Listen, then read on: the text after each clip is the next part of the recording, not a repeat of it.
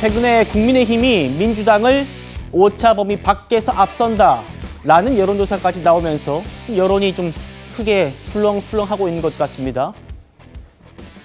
자, 이 조사요. 대통령 지지도가 40%다라고 공표한 이 조사에 대해서 민주당이 콕 집어가지고 중앙선거 여론조사 심의위원회에 이의 신청을 했습니다. 이거 문제 있는 여론조사 아니냐.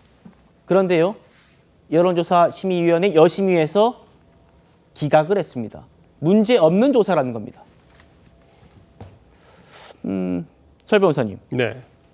민주당에서요, 1월 초에 나왔던 이 평판연구소라는 기관에서 했던 조사를 문제 삼았습니다. 뭐라고 했냐면 질문이 편파적이라고 했어요.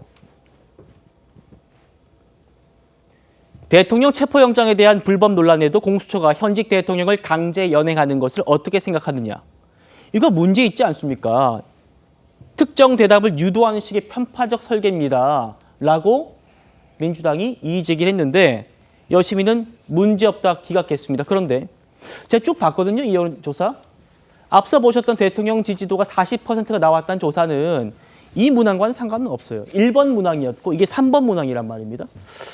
어떻게 보세요? 민주당의 지적? 저는 이건 무리한 거라고 봐요. 민주당이 여론 부정을 하고 있다.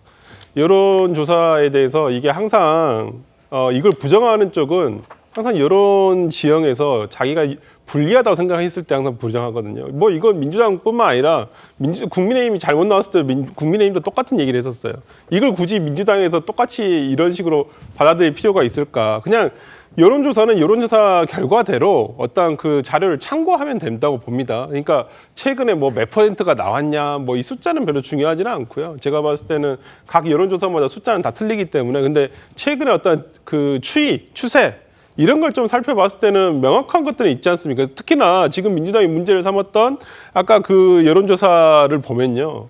그 이후에 나오는 우리가 소위 말하는 뭐 3대 여론조사 기관이 있지 않습니까? 굉장히 유명하게 그것도 몇 년 동안 꾸준히 해왔던 여론조사 기관에서도 같은 어떤 그 추세가 지금 보이고 있단 말이에요. 예. 그렇다고 한다면 민주당에서는 이것과 관련해서 분석을 해서 어떤 대책을 내놓는 게 더 중요한 것이지 이걸 여론조사 업체를 뭐 고발하겠다, 이의 신청하겠다. 뭐 이의 신청해봤지만은 결과는 이러한 문항 자체는 정치 상황에 대한 것이기 때문에 뭐 상관이 그냥 기각 뭐 아무 이유가 없다라고 했어요. 그러면 중앙 여심위를 통과한 여론조사 자체는 저는 일단은 적법하다고 봅니다. 그 부분에 대해서 민주당이 계속 최근에 어떤 지지율이 하락하는 이유 중에 하나가 저는 이런 모습이라고 봅니다. 특히나 지지난주 있었던 카톡 검열이라든지 이런 부분에 대해서 정말 그 불필요한 프레임을 스스로 만들고 있다고 생각을 하거든요. 그렇기 때문에 이러한 그 민심의 방향이라든지 이런 부분에 대해서는 그냥 이걸 객관적으로 받아들여야죠. 아니 여론조사 부정했던 윤석열 대통령이 저렇게까지 되지 않았습니까? 윤석열 대통령 전광판 안 보신다 했잖아요, 항상. 그러니까 여론조사 보지 않는다고 하셨잖아요. 근데 결과는 어떻게 됐습니까, 지금 상황이? 그러니까 민주당이 여기에 대해서 반면교사를 삼아서 여론조사에 대해서 이것이 지금 민주당 그리고 왜 우리 민주당한테 이게 안 나올까? 여기에 대한 원인 분석을 하는 게 우선이지. 이걸 여론조사를 한 업체에 대해서 이의 신청하고 그냥 고발 조치하겠다 이렇게 한다는 것은 그 지금의 어떤 윤석열 대통령에 대한 어떤 비판을 이어왔던 민주당이 똑같은 일을 하고 있다. 저는 그렇게 봅니다. 예, 가장 공신력 있다는 한국갤럽이죠. 국민의힘과 민주당이 붙었다. 그 붙은 결과보다도 추세를 봐야 된다. 12월 3주 때 더블 스코어했던 격차가 이렇게 붙었다. 그리고요, 또 다른 공신력이 높은 또 기관입니다. 여론조사들이 연합해서 지금 조사하는 NBS입니다. 여기서도 붙었다. 35대 33. 국민의힘 35, 민주당 33. 12월 3주 때는 7%포인트 차이가 났는데 이렇다는 거. 그리고 역시 오랜 조사 경력의 리얼미터 조사도요. 국민의힘이 이거는 이제 오차범위 바뀌죠. 처음으로 국민의힘이 오차범위 밖에서 앞서는 조사까지 나왔습니다. 자,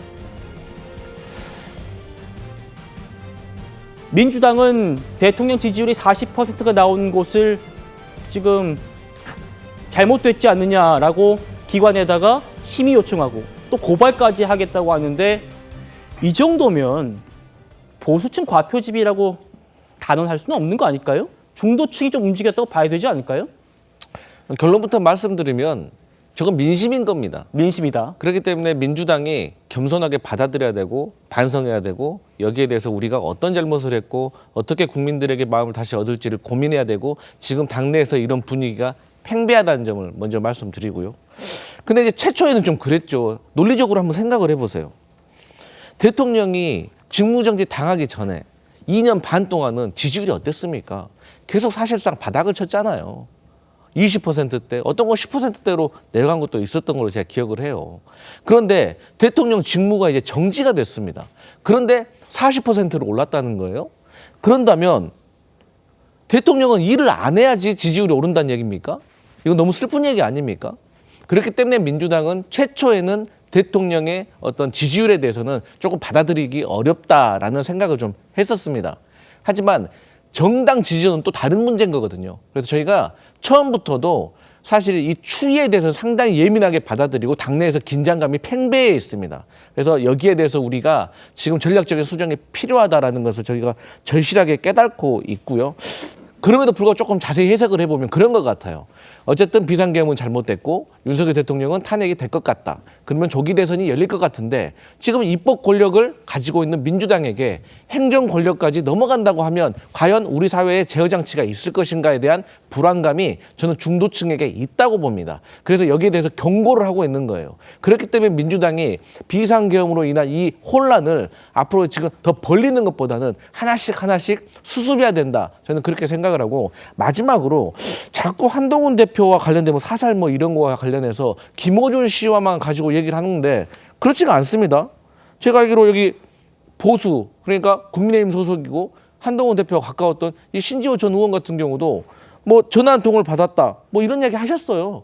그리고 다른 방송국에서도 언론 보도에도 국회 가면 죽는다 뭐 이런 통화를 받았다 이런 보도를 했었어요.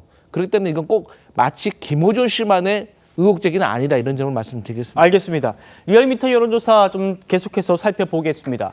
조기 대선이 치러진다면 현 정권이 연장돼야 한다고 보느냐 아니면 교체돼야 한다고 보느냐 여기서 응답은 또 추세를 봐주십시오. 12월 4주에는 이렇게 벌어졌던 양당의 격차가 여당의 정권 연장은 48.6 야당의 정권 교체 46.2 네, 이렇게 지금 나왔습니다.